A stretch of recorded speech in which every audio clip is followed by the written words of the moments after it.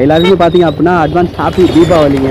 இப்போ இந்த தீபாவளிக்கு பார்த்தீங்கன்னா என்ன ஸ்பெஷலுங்க? வெடி தானே. அந்த வெடி ஐயோ ப்ரோ எப்படி போறாரு பார்த்தீங்களா?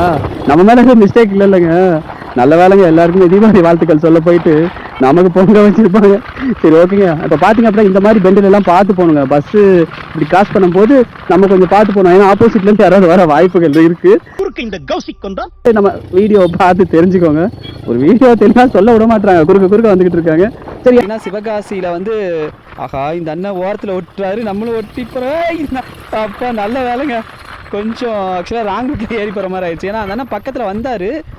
அவர் அப்படியே ஏறி வர நம்மளும் அப்படி பேலன்ஸ் பண்ணி வளைச்சி போகிற மாதிரி தானங்க இருக்குது. ஸோ அதனால் நம்ம ட்ராக்கை விட்டு அடுத்த ட்ராக் போகிற மாதிரி ஆயிடுச்சுங்க.